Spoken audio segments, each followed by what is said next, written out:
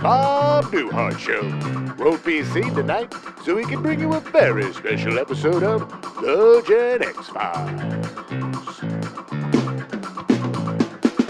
Welcome to The Gen X-Files. I'm Jim. I'm Adam. And today's show is all about The Night Stalker. Not the 80s Night Stalker. No, not the serial killer. Not Richard Ramirez. No, the TV movie, The Night Stalker. You know, Lou Diamond Phillips played the serial killer Night Stalker. Oh, yeah? 2016. Should have played the Night Stalker's dad, because he was a lot older than Mr. Ramirez. I'm pretty sure he would have been in his late 50s or 60s by that point. Whenever I hear about Richard Ramirez, the Night Stalker, all I can think about is he had these rotting teeth. Yeah. And he had, from all the witnesses, the most disgusting breath Yeah, yeah. of any human being. Yeah. Satan was living in his belly and stinking up his mouth. He won the dating game or whatever, and the woman refused. She was like, "I'm not going out with him. That's crazy. I'm going out with stank mouth. Not going out with poop mouth." Well, regardless, this is not about Richard Ramirez. I heard he ate cat poops. Although I'm sure the killer in the Night Stalker TV movie probably had some pretty gnarly breath too. Ugh, yeah. It's like he drinking all that blood. he smelled like his mouth smelled like a sack full of pennies. Yeah, it was great because this was the beginning of like the TV movie era. Oh yeah. I think it was a little bit before this, but like this was like the gold of the TV movie era. Well, there were always TV movies, and but in the 50s and 60s, it was mostly like live performances that were the big thing. Right. Like, live theater or the Yeah. studio playhouse. They were translating Playhouse like 60. variety shows into like TV, and it was the easiest way. And because they always would just show movies, like old movies. Right. 50s, Right.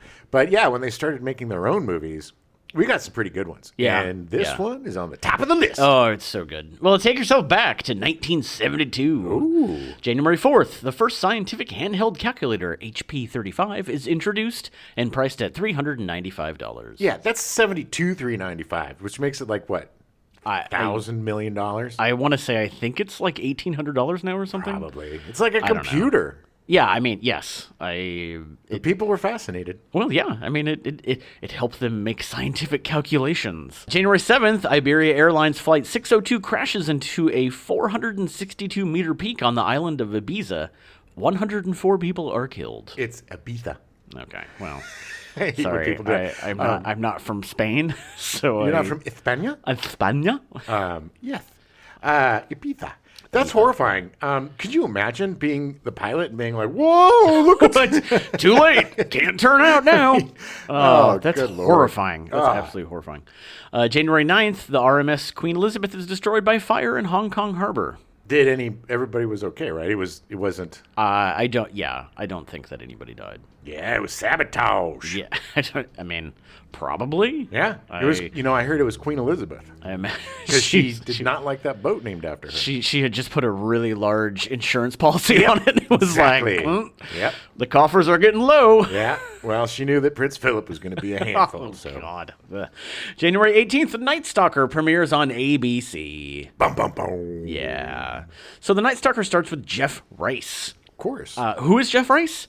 I don't know. I literally could not find any information about Jeff Rice, except for the fact that he moved to Las Vegas in 1955 and lived there until his death in 2015. Good for him, man. That's awesome. That's a long time in Vegas. Yeah, but a guy that was able to write a movie and stuff and still stay under the radar and nobody knows who he is, that's awesome. Yeah. The film was based on the then unpublished novel by Rice titled The Kolchak Papers, also known as The Kolchak Tapes. Kolchak Tapes. Which I think was the original title, and then he changed it when it got published.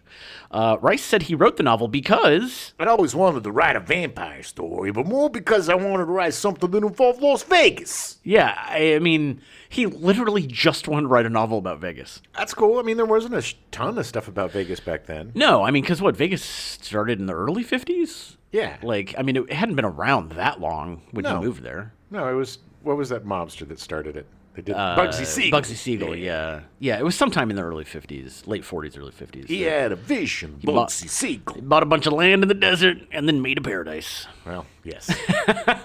Well, Produce. in his mind, yeah. Rice had difficulty finding a publisher willing to buy the manuscript until agent Rick Ray read it and realized the novel would make a good movie. That's old Rick Ray for you. Yeah, that's old Rick. He was really good at spotting those novels. Never trust a man with two first names, Adam. Yeah. Rick Ray. You know what the worst is? Jimmy James. Yeah. I'm James James. Jimmy James. What kind of a jerk would name their kid James James, Jimmy James? There's a lot of really, a lot of parents shouldn't be parents. It's true. As evidenced by the fact that they name their kids Jimmy James. Ugh. Yeah. Anyway. So enter Richard Matheson to adapt the unpublished novel into a TV movie. Our month's hero. Yes, it's our Matheson month. Old Dickie Maths, as I call him. Dickie Mats, yeah. Matheson had just come off having his short story Duel adapted into a TV movie by Steven Spielberg. Such a great movie. It's basically Jaws. Yeah. With a truck. Yeah. And Dennis Weaver. Oh, yeah. Truck after me. It's such a good movie. It is. It's excellent. I didn't see it until a few years ago. Oh, wow. For the first time, and it holds up. Oh, yeah. Like, it's amazing how good it is. It's great. Spielberg started in TV, did a lot of TV. Yeah. But this movie is what got him. Yeah, this put him on the map. Yeah, and then after that, it was Sugarland Express, baby. Oh, yeah. Movie nobody ever remembers with Goldie I don't Hawn. think I've ever seen that. It's good. All right. And then he went into obscurity, and no one ever heard from Spielberg again. Right, yes. Poor guy. Yeah. Duel was great because it actually was based off of a real event that happened to Richard Matheson, in that he was at a gas station, and then this truck started following him, and it followed him for like 2 hours. But it wasn't, I don't think it was like intentional, but in his mind, he was like, oh, Sure. they're going to murder us. They're just going to the same place. Yeah, yeah. But anyway. Well, truckers, man, I mean, there is that FBI theory of the trucker serial killer. Oh, yeah, yeah. You know, there's several that have murdered hundreds of Oh, people. yeah, yeah. Well, that And was the guy we talked about at the beginning of the Only Murders in the Building episode. The dude that got caught from Sacramento. He was a truck driver. Yeah. And he was driving around killing people. Yeah, there's this theory. It's crazy. If you have a chance, look it up. But it's really like there's this interesting. I forget what it's called. There's a name for it. Oh, yeah. Or a name for this guy or this The group of people. type of killer or whatever. Apparently, because it's just the perfect way to murder. You can just drift. It doesn't matter. You kill somebody somewhere. You're in a different town, 1,000 miles away the next Just day. mix up. You know, if you're in Texas, strangle. If you're in Washington, shoot. Use your guns. Change up the MO. Yeah. You know, when you're in Portland, use your knife. It's like that that Kevin Costner movie, where he's the serial killer, but he's literally been like 15 different serial killers. Mr. Brooks? Mr. Brooks, Yeah. or whatever. Was it just Mr. Brooks? think Anyway, so. but it was a great movie. I love that movie. But the whole point, they had essentially implications that like he would change his MO like every 3 years, so that way he could keep getting away with it. Well, that takes into the problem with that theory is that gives rational thought to impulse and compulsion. Right. And right. if you are a serial, we're putting like, hey, this is a great way to, but usually you're killing women that are like your mother. Yes. Or dudes that are like yes. your father. Or These people are generally fictional. Yes, they are not exactly. real because you do not have rational lucid thought when you are driven to murder people. Yeah. Yes. Yeah. Well, So that's a anyway. bold stand, buddy. I know. I am very anti-murdering. We're people. against serial killers. Yeah. But we love serial killer movies. That's true. That's true. Matheson had a long history of working in TV, most notably with The Twilight Zone from 1959 to 1964. Oh, such a great show. My sister, we would on I think it was New Year's Day. Mm-hmm. Was it New Year's Day? that they would every always New Year's do? Day. Yeah, yeah. Oh, yeah. They still do. Yeah. We used to, she would be where she is, and I would be where I am. We'd watch it, and we'd get on the phone. Oh, and, nice. Yeah. That's cool. Yeah, because we were both. She's such a huge fan of the Twilight Zone, more so than I. But I miss that show. I need to start watching it again. I have the entire series on DVD. Oh, don't tempt me. Oh yeah, oh yeah. It's one of my favorite shows. I even have a guidebook that goes through every episode. Wow. The writer, how it came about, like it's fantastic. I even have an original there was only 800 printed, but it's a bound copy of all of Richard Matheson's Twilight Zone scripts. Nice. It is the single best gift I was ever given by an ex's mother. I don't know how she figured out how to get it, but there was only 800 copies. I think I have like copy 793 or something, but it's hand signed by Richard Matheson. Holy moly. But it is my pride and joy. Yeah. You but got it's to take great. a picture, put it on our socials. I will. Share it. It's so awesome. It's so Share awesome. your secret pride. So he had 14 scripts produced for The Twilight Zone, 8 of them being adapted from his own short stories. Nice. He created the famous Nightmare at 20,000 Feet with the original starring William Shatner before being adapted for the 1980 movie starring John Lithgow. Something on the wing Yeah. of the plane. That was It's on the wing of the plane. the best was the original. The monster is like a dude essentially in like carpet that was sewn together. Yeah. Like it's so weird, but it's amazing, and Shatner's so good in it. He was, and so was Lithgow. Like his like fear face. Oh yeah. Yeah. Oh god. That was yeah. by Terror far, hands down, the best part of the movie. Yeah. That for sure. part and the kid sending people to the cornfield was pretty good. Yeah, that movie was fine. I liked the one with him, the guy going back to like World War II or in like the Nazi death camps and shit, like all that stuff. Like it was Yeah. interesting. I mean, the movie's interesting, but Sure, definitely it was way overshadowed by the tragedy that happened. Yes, And unfortunately. they should not have kept that sequence in the movie. They should have done a completely separate. They should have fourth just shot story something else. Yeah. because it was so distracting, and everybody's like, "Well, is this the part? This is the where part?" we're gonna watch him die Yeah, now. it's horrifying. Yeah. It's horrifying. Yeah. Interestingly enough, I didn't know this, but in the 1982 movie version starring John Lithgow, the monster was played by Larry Cedar from Deadwood, an active member of the Los Angeles theater community. He's actually close friends with a couple friends of ours. Interesting. Who did he play in Deadwood? He was, I don't remember. He was one of the townspeople. Like he had a smaller part, Okay. but he was on the whole show. Right on. But he was great. If you saw a picture of him, you'd recognize him. I'm sure I would. He's one of those character actors that's been around forever. But he played the monster, which I had no idea. It was super weird. Yeah. Yeah. Well, good for him. Yeah. Matheson also contributed 2 scripts to the Alfred Hitchcock Hour and Buckskin, Wanted Dead or Alive, Have Gun Will Travel, Bourbon Street Beat, Cheyenne, 6 episodes of Lawman, Thriller, Combat, The Girl from Uncle. I guess that was a spin-off was of The a Man from spin-off Uncle? of The Man from Uncle, yeah. And an episode of Star Trek, the original series, The Enemy Within. yeah, in the Star Trek episode, while beaming up from planet Alpha 177, a transporter malfunction causes Captain Kirk to be split into 2 people, one good but indecisive and ineffectual, the other evil, impulsive, and irrational. And the evil had a goatee, which started the whole Yes. goatee as evil. Yeah, it 100%. I mean, it's weird. I just had no idea he wrote it. How can we tell which one's the real Captain Kirk? He's got a goddamn goatee. When have I ever had facial hair? So the TV movie The Night Stalker was produced by Dan Curtis. Curtis is most well known as the creator of Dark Shadows, the gothic soap opera that ran from 1966 to 1971. Is he the same guy that hosts the... Dan Curtis hosts the TMC movie thing? Or is that a different guy? I think it's a different guy. Probably. I don't think so. I don't have that information, but I don't think so. No, I'm pretty sure. Pretty he's sure not. that Dan Curtis is dead. Okay. Curtis would direct 20 episodes of the 1,225 episodes produced of Dark Shadows. Good Lord. Yeah, I didn't realize that Dark Shadows was a daily thing. Oh, yeah. I thought it was a weekly thing, and I was like, oh, I'm going to start watching some before we do this episode. No. No. Too many. Way too many. Cool, though, that there was like a horror... Like a horror daytime soap. Soap, yeah. Yeah, yeah. The show became really successful because it was on in the afternoon, and kids in high school would come home and watch it. Yeah, because that vampies. Yeah, exactly.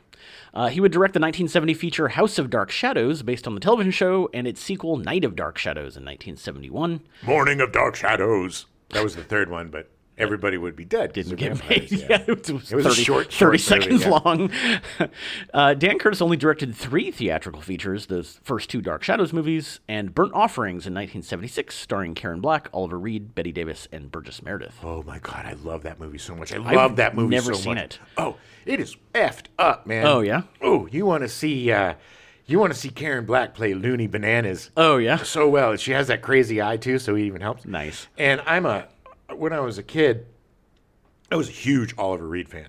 Oh, yeah. I loved him from Oliver. Yeah. It wasn't a movie about him. It was based on, the orphan boy. Right. Oliver Twist. Yes, thank you. But he was just this awesome English actor that for some reason I glommed onto, so I'd watch whatever he did. Right. Way too young, I watched Burn Offerings. Nice. Oliver Reed, he was the one that was in Gladiator and drank himself to death, right? Yeah. Exactly. Yeah. He was one of those old school Richard Burton, hang out with the old, we just hang out and drink. More. We need 10 bottles of bourbon. Yeah. To drink after our martinis.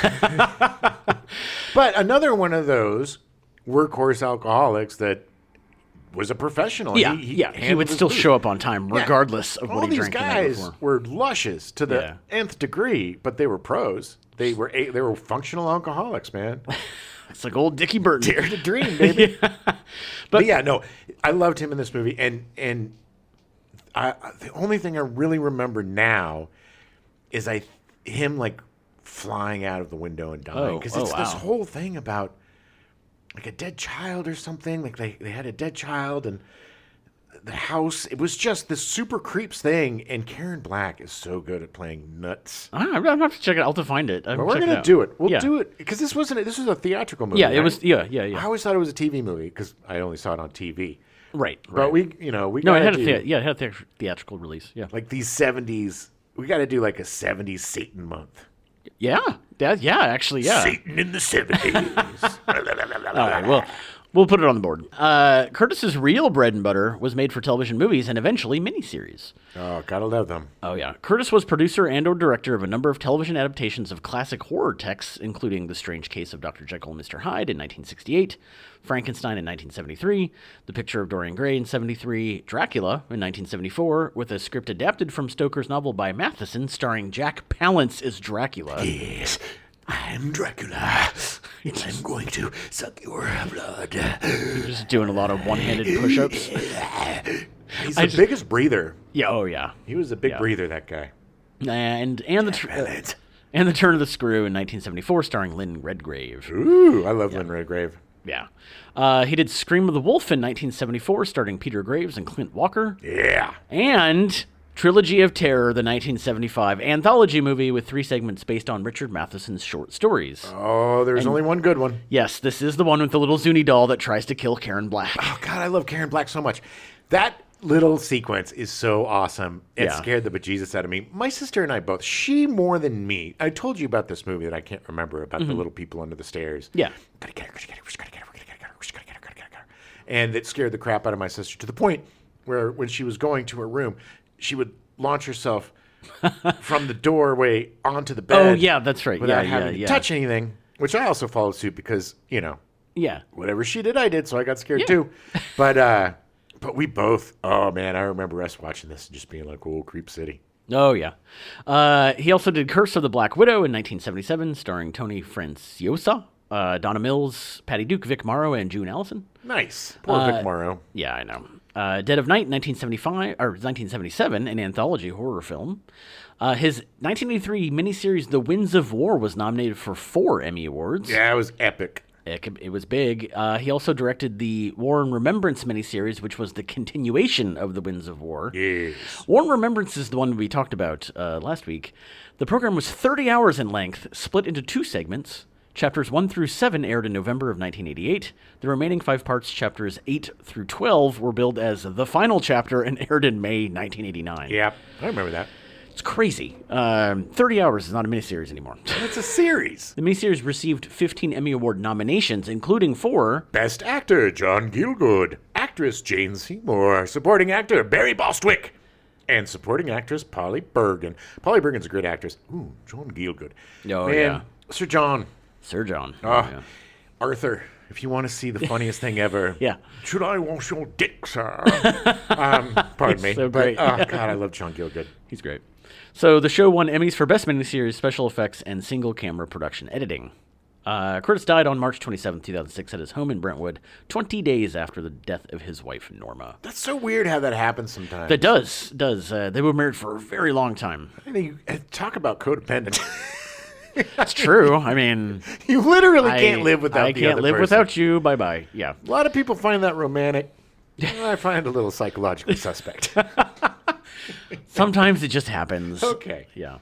Dan Curtis asked veteran TV director John Llewellyn Moxey to direct the film. You know why? Why? Because he said he got Moxie, kid. Jeez. Wow, walked right into that one. did. Moxey's feature film directorial debut was The City of the Dead, also known as Horror Hotel in 1960.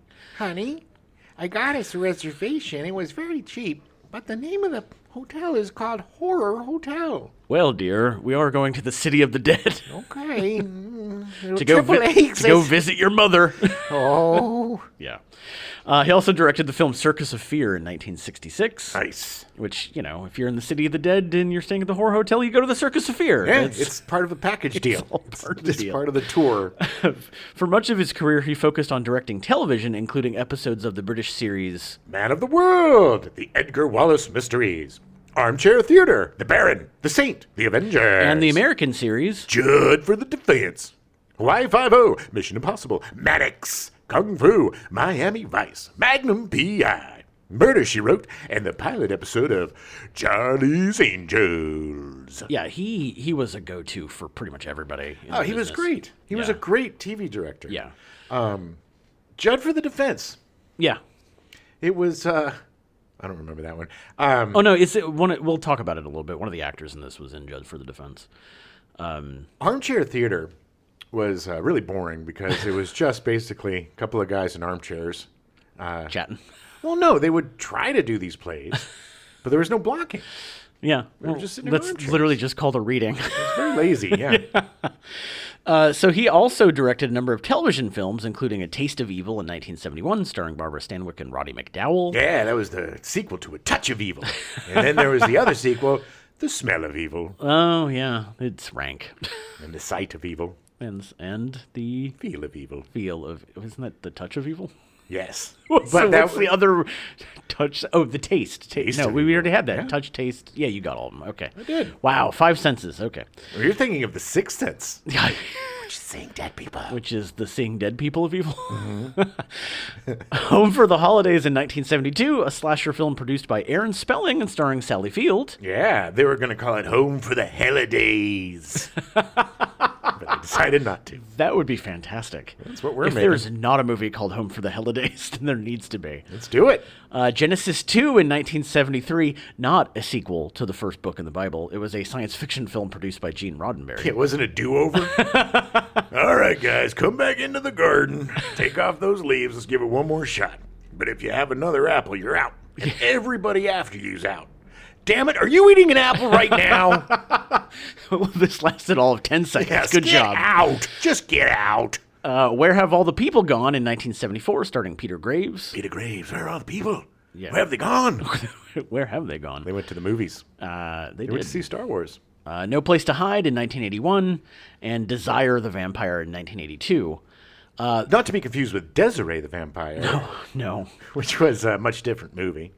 Desire the Vampire is also known as I, Vampire. The really amazing thing is that literally all of these movies that we've talked about, you can watch on YouTube for free. Nice. They are all on YouTube. Well, we should make a day of it. And pretty good quality, too. It's really surprising. Nice. Yeah, we should give a shout out to the Yeah. YouTube channel that we watched. Oh my god! We tried watching the Night Stalker on like some channel, and it looked like crap. Yeah, it was like terrible. It was like watching it on a VCR that somebody just took the tracking and went whooshook, and it was you couldn't tell anything that was going on.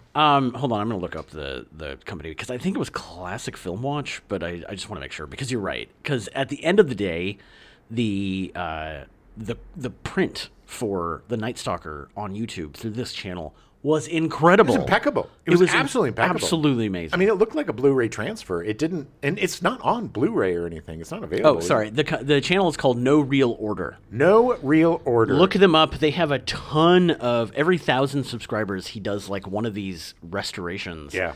and it is so. I shouldn't say he. They. I don't know who it is.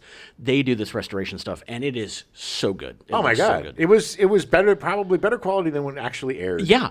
It was really impressive. Good job, guys. Moxie retired to the Puget Sound area in 2007 and passed in 2019 at the age of 92. Not bad. Yeah, he had a really long career. He sure did. Because he had a lot of moxie, Adam.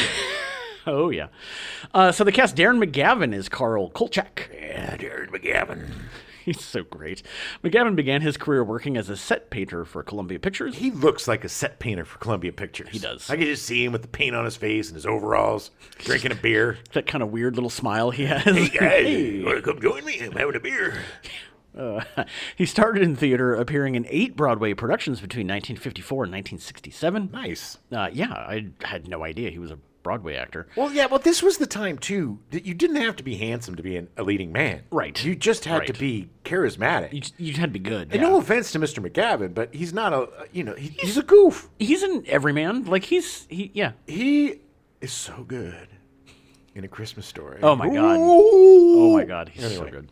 In 1955, McGavin starred in the feature film Summertime opposite Katharine Hepburn and directed by David Lean, Oh, it's summertime.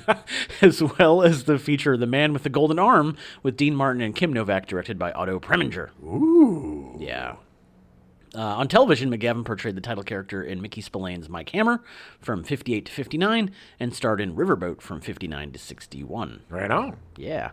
In 1971, just prior to starring in The Night Stalker, McGavin made guest appearances in Banyan, Cades County, and The Bold Ones, The Lawyers. So McGavin would go on to star in films like Airport 77 in 1977. Oh, so great. If you're interested in that, we talked about it in our disasters. We did. Look up our disaster film episode. He did A Christmas Story in 1983, Yeah, shut your eye out. which is this is what I knew him from. That's what everybody knows Yeah, him from. yeah. And The Natural in 1984.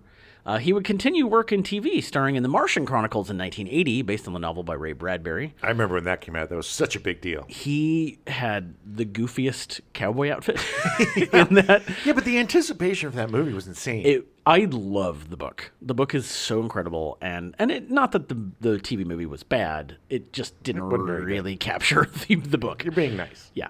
Murphy Brown, where he was nominated for an Emmy for his 5-episode guest appearances. Yeah, Murphy Brown was a great show. It was powerhouse. And making a 2-episode guest appearance on The X-Files, which we will talk about in a little bit.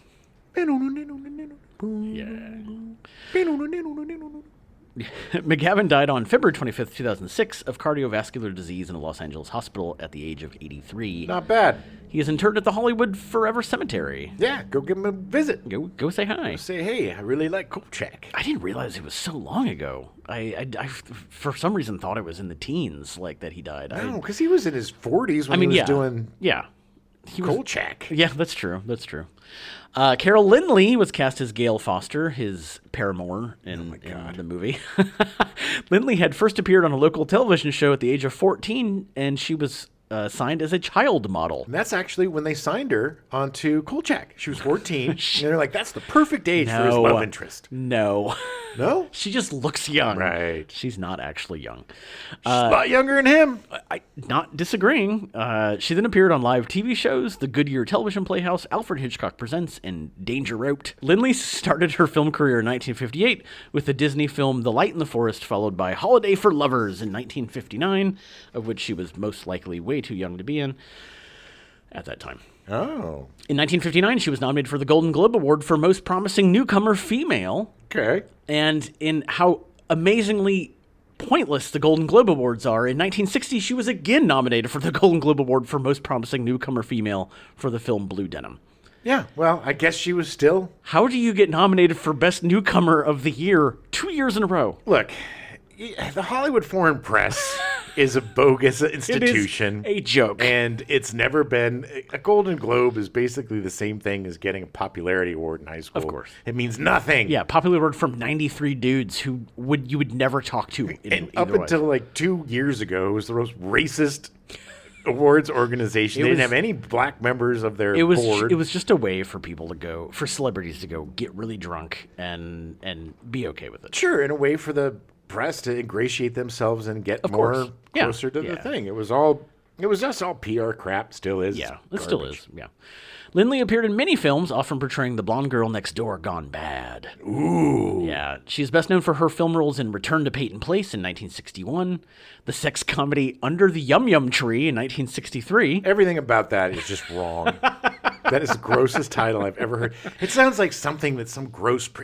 Yes, come with me under the yum yum tree. Oh God. No, bring your little friend. Is it Truman Capote? Yeah. It's the Yum Yum Truman Tree. Capote's brother, Roman Capote. You're giving me chills. Yeah, That's I'm gonna gross. come to the yum yum tree. Also in 1963, she was in the drama The Cardinal and the romantic drama The Pleasure Seekers in 1964. The Hollywood Reporter reported that Lindley was on the peak of her career in the year 1965. That same year, she posed nude at the age of 22 for the March 1965 edition of Playboy magazine. She also starred that same year in the Otto Preminger-directed thriller Bunny Lake is Missing. Bunny Lake is missing. Unfortunately, her string of movies over the next 7 years would be duds. Oh. Yeah, she did not. Every movie she was in did not do well. In 1972, as well as starring in The Night Stalker, she appeared in The Poseidon Adventure, in which she lip-synced the Oscar-winning song The Morning After. There's got to be morning after. Her singing voice was dubbed by Jim for the movie. You know- No, it was Renee Armand. That song was played at every graduation. Yes. At my sister's graduation, Yeah. they sang that song. Morning There's got to be the morning after.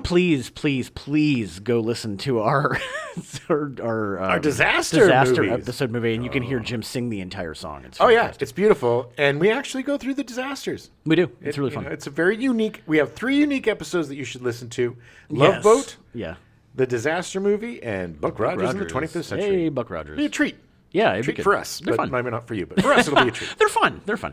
The Poseidon Adventure was the highest-grossing film of that year, so supposedly breaking her string of duds. Well, it was an ensemble piece, It was, yes. and I think she died in it, didn't she? Yeah, I'm pretty sure she did. Yeah, She got Pretty drowned. much almost everyone died in that movie. Especially yes, the, I the think Mad she- Preacher. Yeah, I'm the Mad Preacher. such a great movie. It is too. I'm skating in the water. Sorry. She would later appear in the pilot of Fantasy Island in 1977. Smiles, smiles, everyone. Yeah. Smiles, tattoo. This is Mrs. Johnson. Her fantasy is to not be a housewife for 5 minutes. Well, Hey, Bob, that sounds really strange. great. Her many other series appearances include The Big Valley, Mannix, It Takes a Thief, Night Gallery, The Invaders, Kojak, Hawaii Five-O, Tales of the Unexpected, Heart to Heart, and Charlie's Angels. She had problems getting roles as she grew older, a problem many aging actresses have. Yeah, because Hollywood's a bunch of dicks. Yes. She was convinced that she was just waiting for the right part and that she was going to have a third act. Unfortunately, in 2019, she passed from a heart attack, her comeback having never happened. Yeah, you're 28 now. It's time for you to fade into the background. Maybe we can get you some grandma parts. It's really disgusting. Hawaii. Sorry. Yeah, Hawaii, Hawaii. man. Apparently, I just look at words and I read them. Hollywood is just awful that way. It is. Yeah. You go from being the cute girlfriend to being a senator to being the grandma. That's why you got to be Sigourney Weaver, baby. Badass from front to back. yeah. Just Yeah. saw her in a movie, Call Jane. Man, her performance in that is just awesome. And there's this great scene with her and this doctor where they're like playing this truth or dare game. He's a young boy. Yeah. And he wants to totally get with her. And it's just so. Listen to our stepdad show if you want to hear about Yeah. Call Jane. But Call Jane sounds great. I am really excited about it. Yeah. Simon Oakland was cast as Tony Vincenzo. Tony Vincenzo. He's definitely in Vegas. Hey. During his career, Oakland performed primarily on television, appearing in over 130 series and made-for-television movies between 1951 and 1983. Hey, you know why? Because I'm Tony Vincenzo. Yeah. His most notable big-screen roles were in Psycho in 1960, West Side Story in 1961, Bullet in 68, and The Hunting Party in 1971. All really great movies. Bullet is one of my favorites. Oh, yeah. Psycho is one of my favorites. Psycho's one of mine too. Hey, you're a psycho. Hey, look at that guy. I think he's a psycho. That's literally a quote from the movie. Yeah. Hey. He also appeared in 2 episodes of the original Twilight Zone TV series and in The Outer Limits as the alien Birdman in the episode Second Chance. I'm Birdman. I'm asking for a second chance. I didn't mean to poop on you, but I am a Birdman. It is in my nature, please. Give me a second chance. During the 1970s, Oakland appeared in multiple episodes of The Rockford Files, 3 times as blustery private detective Vern St. Cloud, a nemesis/antagonist for Jim Rockford. Oh, he was so good. The Rockford Files is one of my favorite TV shows ever. I Yeah. try to do a rewatching every few years, and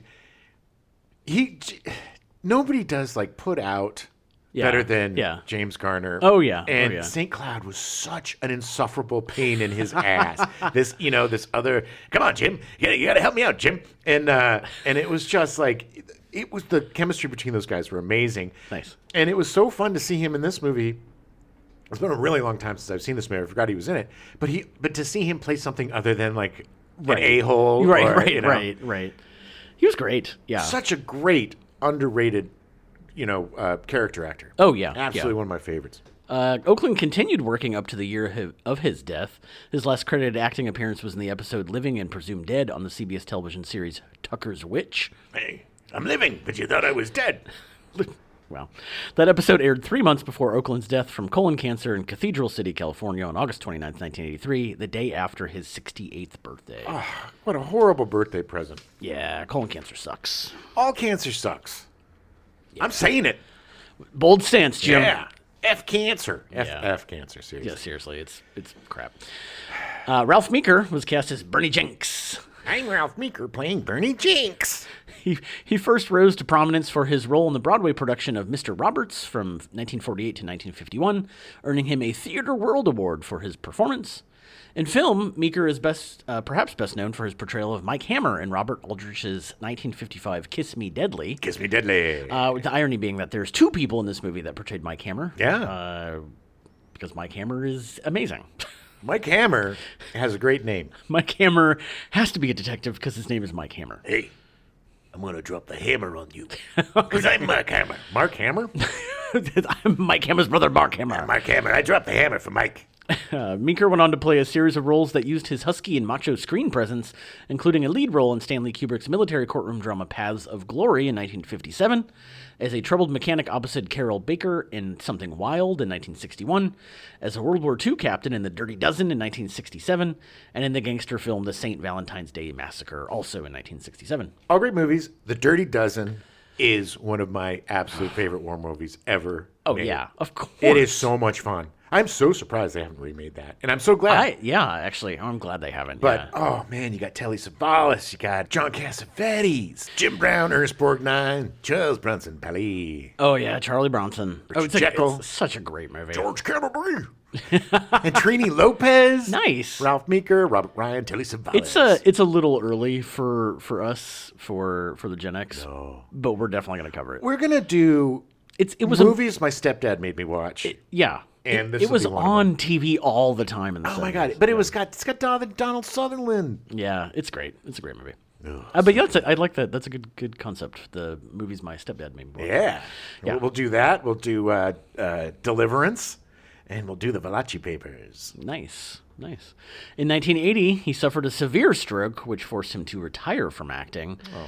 Yeah, his health steadily declined, punctuated by several more strokes. He spent the last year of his life in the motion picture and television Country House and Hospital in Los Angeles and died there, age 67, of a heart attack. So many of these older actors died in the home. It was, I guess this is the benefit of the union. I mean, they're like, hey, you're getting old and you need help, so come here and we'll help you. So many of these guys died in their late 60s. It's like Well, there was a lot of smoking and drinking and red meat. True. It wasn't a very healthy lifestyle back then. If you made it to 60, that was a good, life expectancy was pretty low back then. Right. Claude Akins was cast as Sheriff Warren A. Butcher. He was best known as Sheriff Lobo in the 1979-81 television series BJ and the Bear. I want Sheriff Lobo. And later, The Misadventures of Sheriff Lobo, a spin-off series. Watched them both. Love BJ and the Bear. Love that monkey and Greg Evigan. And Sheriff Lobo was always a big problem. He was great in this movie. Claude Akins is great in everything. Yeah, he's just got this weird round head, and he's just got this look that is so different. It's very weird. But he's so likable, too. But yeah, even when he's playing a bad guy. He's charming. He's very charming. Very much. He appeared in the Twilight Zone episode The Monsters Are Due on Maple Street.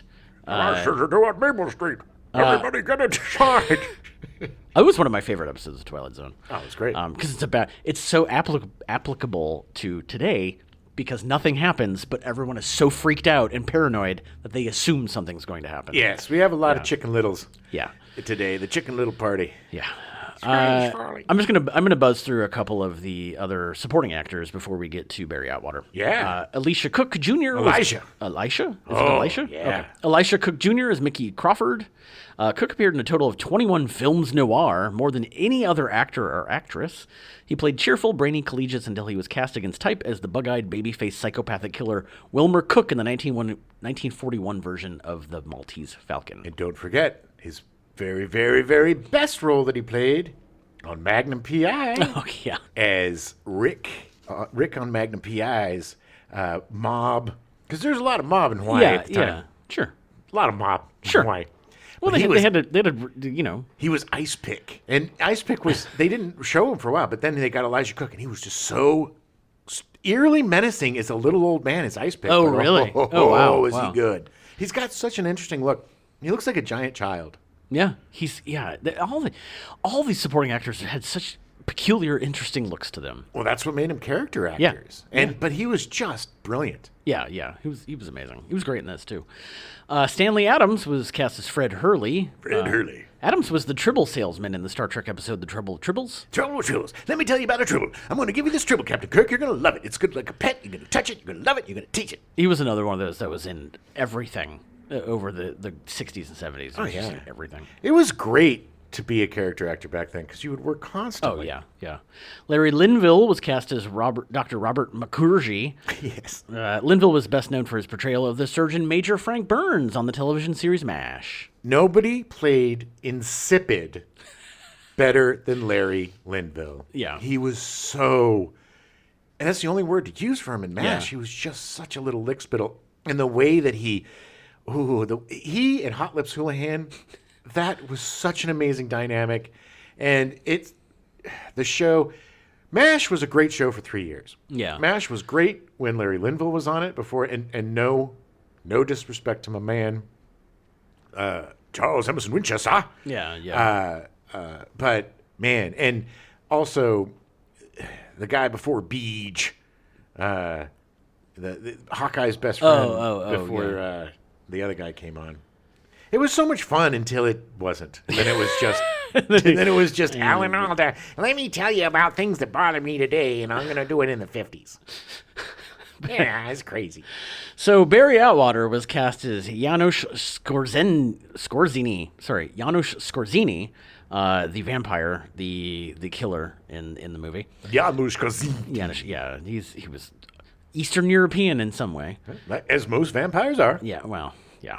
In 1960, he starred with Claude Akins in the Twilight Zone episode "The Monsters Are Due on Maple Street." The monsters are on Maple Street. Yeah. Yes, they are. I'm a monster. Bleh. Atwater is one of the few actors to play a character from Spock's planet on Star Trek: The Original Series, portraying Surak, father of Vulcan philosophy, in the episode "The Savage Curtain." Oh yeah, he was great. Yeah, he's a great actor.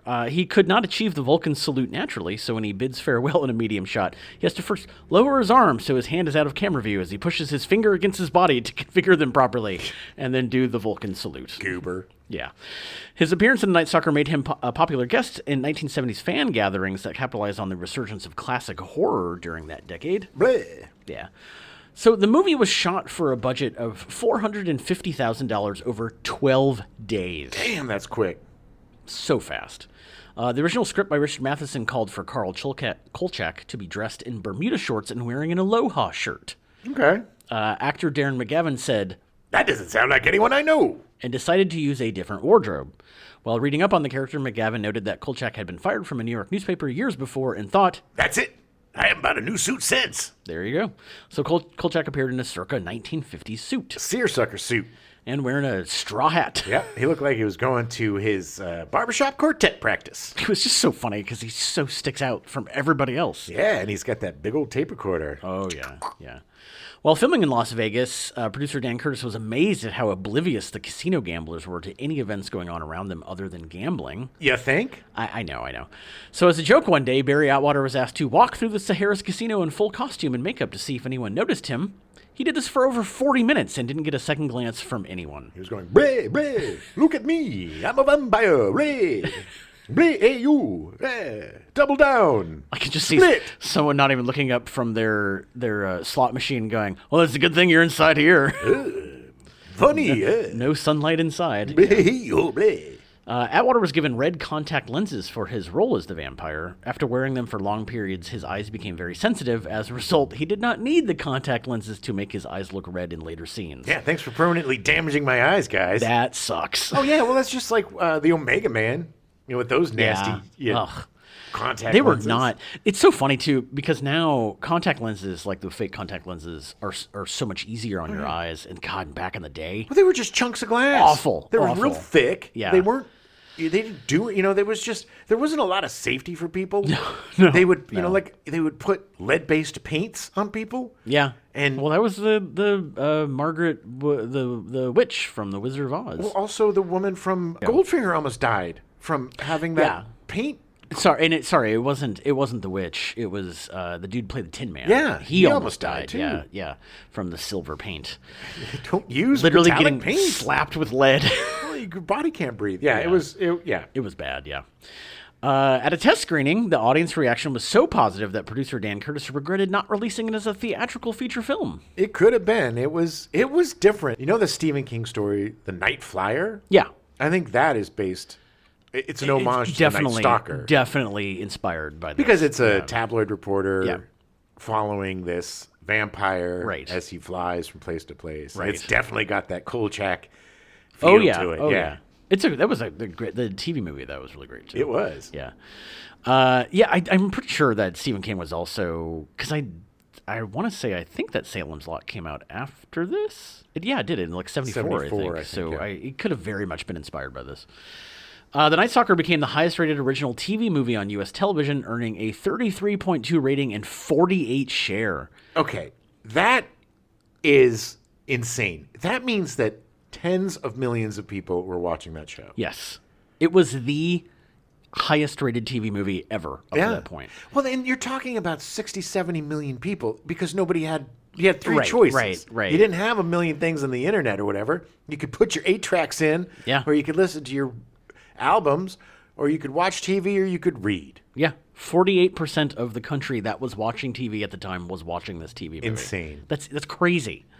The TV movie did so well, it was released overseas as a theatrical movie and inspired a sequel TV movie called The Night Strangler, Night Strangler. which aired on January 16th, 1973, a little less than a year later. Sure. The 1973 novel, renamed The Night Stalker, no longer The Kolchak Papers or The Kolchak Tapes, wasn't published until after the TV movie had already aired and was delayed, according to Rice, because the publisher wanted both Rice's original novel and the 1974 sequel, The Night Strangler, written by Rice, but based on the screenplay by author Richard Matheson. So They could be placed on the top of the publisher's list in the 1 and 2 positions for 1974. I just found it really interesting that the first movie is based on a novel by him, and then the second movie is an original screenplay that he then had to adapt into a novel. There's Richard Yeah. Matheson. Yeah. It was just interesting that it was like, it's like, oh, hey, okay. Things were wacky back then. It was weird. It was a weird time. The Night Strangler proved almost as popular as its predecessor, garnering strong ratings and eventually prompting ABC to order a TV series. Neither writer Richard Matheson nor producer-director Dan Curtis were involved in the TV series. No. In the United States, the TV movie ran without commercials approximately 74 minutes. ABC, But they ran with commercials when it of course they did, yeah.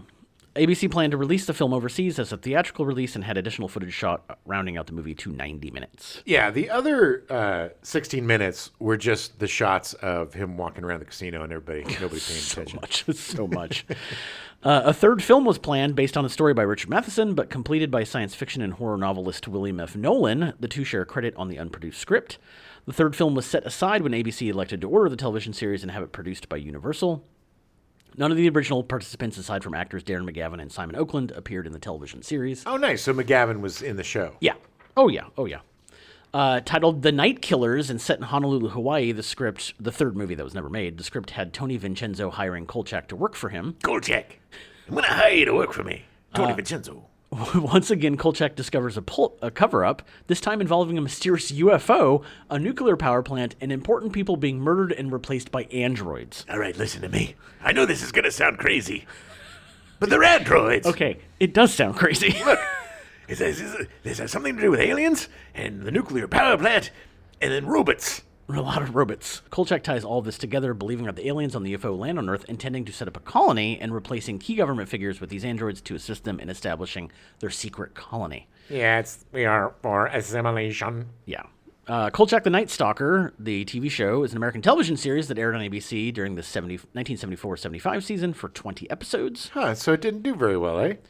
This is the weird thing, is it actually did. Like, it kept doing well, but for whatever reason, it didn't get picked up for a second season. Oh, maybe it was too expensive. Yeah. Shooting in Hawaii. Yeah.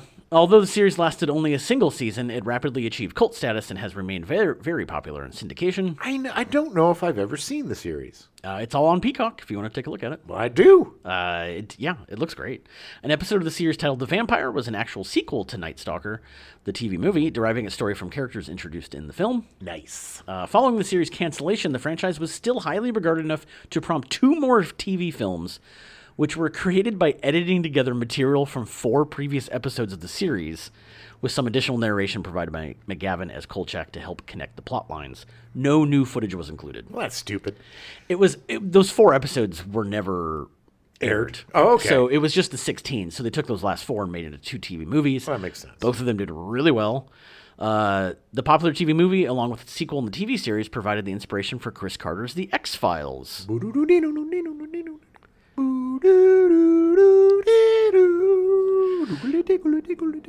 Carter actually featured actor Darren McGavin in the show as a tribute to the actor and the project that inspired his popular series. Originally, Carter had wanted McGavin to play Kolchak, but the actor elected not to, so the role was rewritten, making McGavin's character Arthur Dales the father of the X-Files. Listen, this is going to be awesome. We want you to play Kolchak. I'm not doing it. Well, Darren, I mean, everybody loves the character. Nah, I'm not doing it. I'm not Kolchak. You got to pay me $1 million to be Kolchak again. What if we make you the father of the X-Files? All right, I'll do it. I could see him just being like, I've already done that. Like, Yeah, but it would be so cool. It would make no difference to the character. But it would make a difference to us. That's what I mean. fans. That's what I mean. For him as an actor, it's like, who cares? Like, It would have been so much cooler to tie him together. Yes, exactly. Well, now I'm glad he's dead. Wow. Rotten hell, Darren McGavin. A remake show was made in 2005 starring Stuart Townsend. Bad choice. Yeah, it was canceled after airing less than 1 season. He's not right. Stuart Townsend was Stuart Townsend playing the vampire or Kolchak? Kolchak. No. He should have played the vampire. Yeah. Kolchak, you need to play Kolchak, you need somebody like what's that idiot Yogi Bear young guy in everything, stoner. The idiot Yogi Bear young guy? Yeah, he did Sausage Party and he did 40-year-old Seth Rogen? Yeah. You need somebody like I'm sorry. You described Seth Rogen as that idiot Yogi Bear young guy. He's literally 40. He's my age. Okay, he's that idiot Yogi Bear, not so young guy. No, I love him. He's super talented.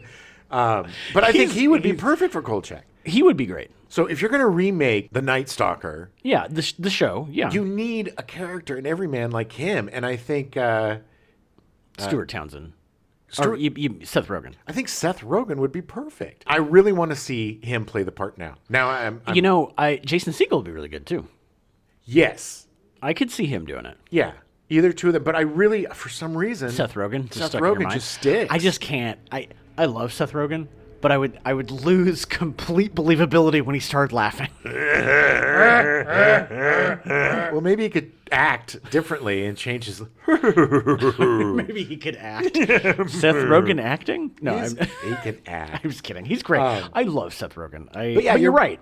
Yeah. I mean, at the end of the day, Stuart Townsend is too pretty. Like he's this he's like a model, and he's like. But that was also the time when everybody had to be pretty. You couldn't have like character guys. That's why I love the '70s. The '70s is my favorite decade because they didn't care. Yeah. Both men and women, their looks didn't matter. And I'm not saying these people were unattractive or anything. Right. But they were more normal. You know, they had long hair and the men were very hirsute. Yeah. And, it's like people were allowed to be normal people. Yeah, it looked like somebody that you could meet on the street. You could have a pot belly and be an actor. Yeah, it's true. You could be balding. and be an actor. And have it, yeah. It's just, it was just such a great time for talent over substance over style. Yeah, exactly. In May 2012, Disney announced a film adaptation that was in the works with Johnny Depp starring and producing with Edgar Wright directing. Well, 11 years later. Nothing. It never happened, obviously. Well, look, I love Johnny Depp, but he did Dark Shadows. Yeah, ironically, Johnny Depp would do Dark Shadows, which was a Dan Curtis. Yeah, it was. Yeah, and it was he and Michelle Pfeiffer. It's a shame because it could have been really good. Yeah. But that was the time too where they were remaking all these properties like the Avengers, the British TV show, not the Marvel, and The Man from U.N.C.L.E. Yeah, and they were doing all of these really bad, just thin remakes, right? With really good actors. Like the Avengers had Ralph Fiennes in it, and Uma Thurman. Yes. And Dark Shadows had Michelle Pfeiffer and Johnny Depp, and it should have been better. Yeah, but they were just lazy writing, It was just it was at the time when all these remakes were just so thin. It was just they had the property, and they're like, let's just make a movie. Well, I mean, a lot of it was that it was done, like 6-7 years after Dan Curtis died. So it's guys. like, Hi. Oh, well, hey, Bob. Hey, I just want to say that we didn't really care back then about story or anything. Well, that definitely comes through, Bob. Oh, yeah. I just want to make sure that you know that story means nothing to us. Nothing. It's just money. Yeah. But we didn't make any money either, so. Yeah. I got fired. But then I failed upward. Yeah. Got another. And you became the CEO. Yeah. Yeah. Of another studio. Yeah. Anyway. That's how it works. Yep. Yay, Hollywood. Forgot to pick up my kids from camp. Oh. 3 weeks ago. Oh, wow. Yeah. Yeah. Gotta go. Okay.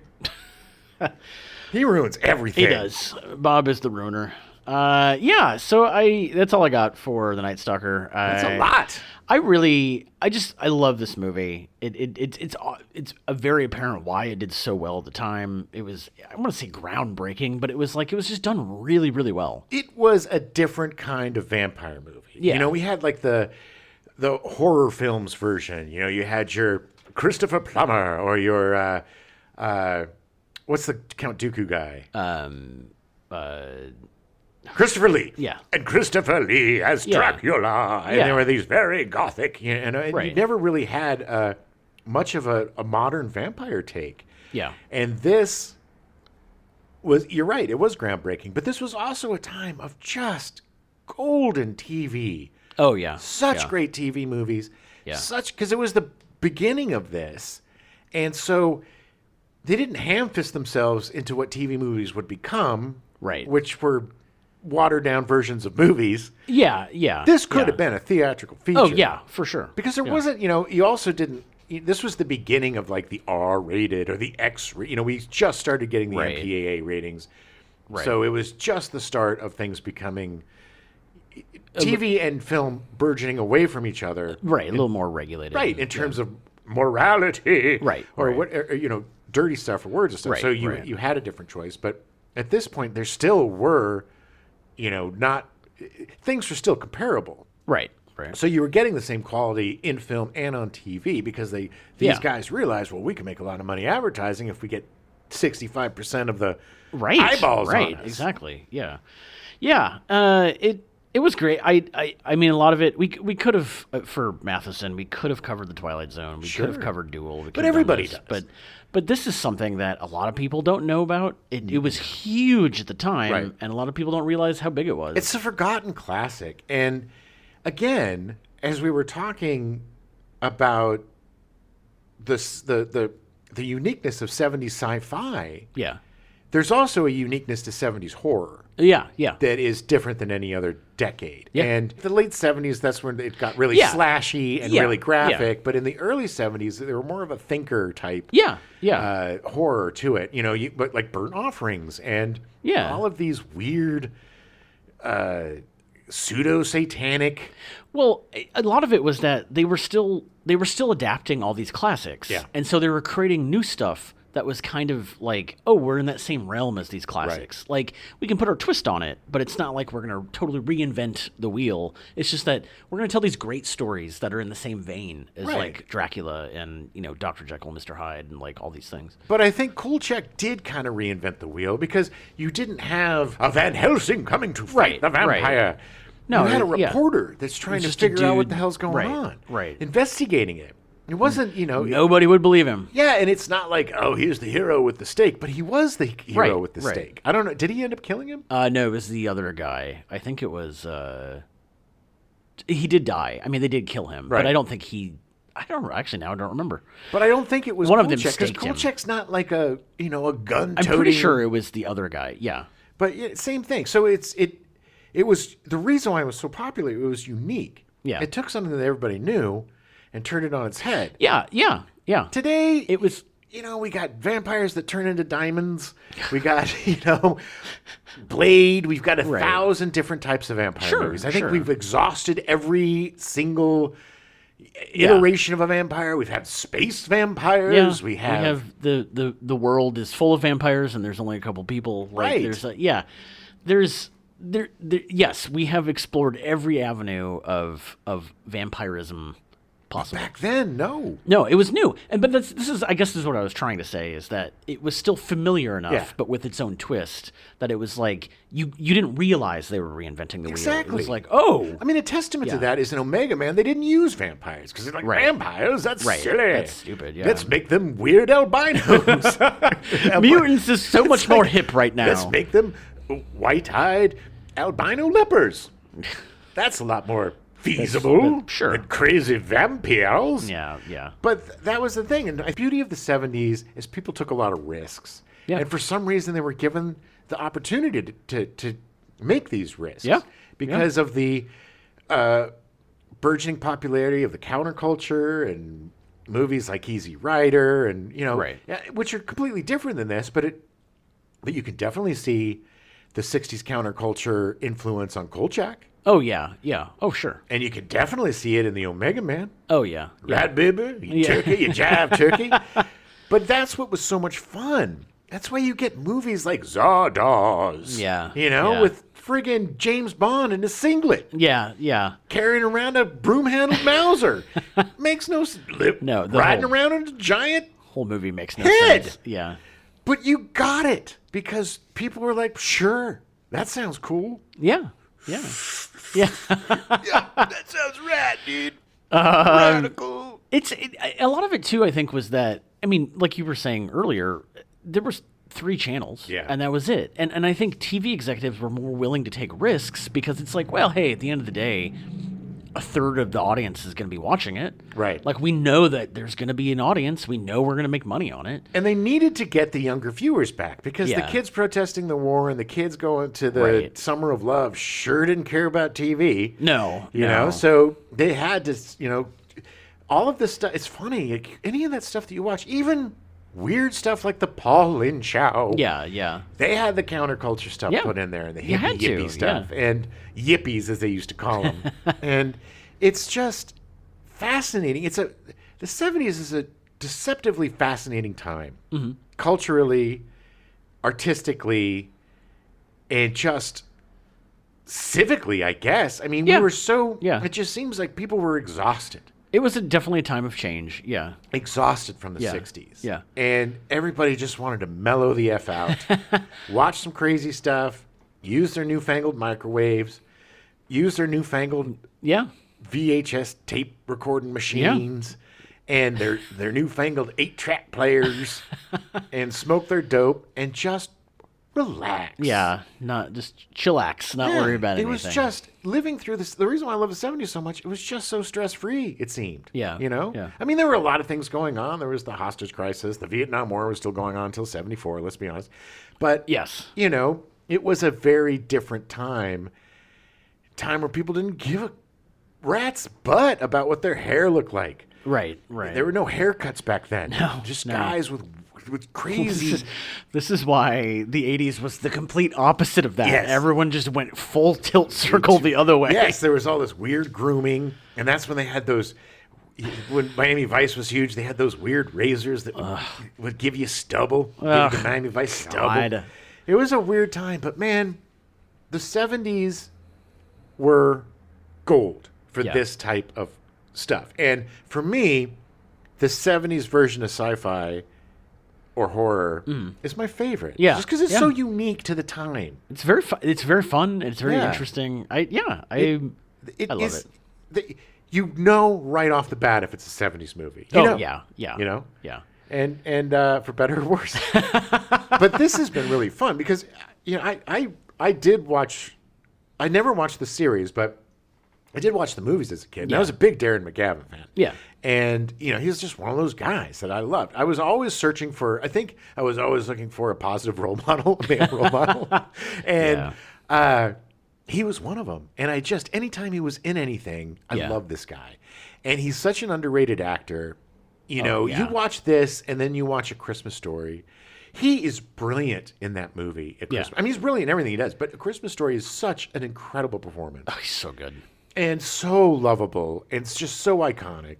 And the guy is so underrated and should never be forgotten. No, Because he's one of our greats. He was amazing. He was absolutely amazing. I don't think he should burn in hell anymore. Okay, well that's I'll good. come around.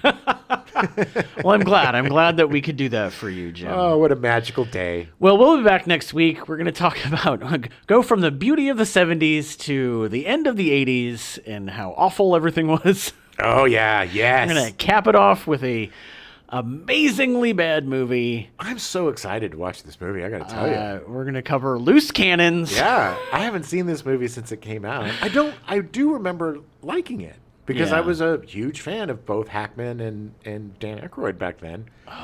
So we'll see. It is a piece of work. Well, when was the last time you saw it? I would think I was in college or maybe in high school. Probably like 5 or 6 years after it came out. It's really weird. It's going to be a weird way to end our Matheson month. I'm positive it was on like Showtime or Cinemax or something at some point. I was watching it. It was on all the time. It might have even been shortly after it came out. Yeah. I mean, it's very possible. I did not know that Richard Matheson wrote this movie, so I'm super excited to watch it again. Yeah, with that in mind, it's going to be a lot of fun. But it is going to be a treat. There you go. We'll see you next week. I'm a vampire. Welcome to the Jacks. Boo-boo. BB boobs. Chicka-boo-boo boo? I got too excited. I could tell. There we go. Deep breath. You can do this. I believe in you. Okay. I've only done this 112 times before, Jim. 111 times. Yeah. As well, starring in the TV movie The Death of Me Yet, directed by John Llewellyn Moxley. Moxley? Moxley. Wait, is that a different guy? Or Moxley? No, it's... Oh, my God. I think it is Moxley. Hold on. I gotta look it up. Yeah. No, it's not. It's Moxie. It's Moxie. Okay, I misspelled it. All right. He's got Moxie, not Moxley. He doesn't have Moxley. We now return you to your regularly scheduled programming, The Partridge Family, already in progress.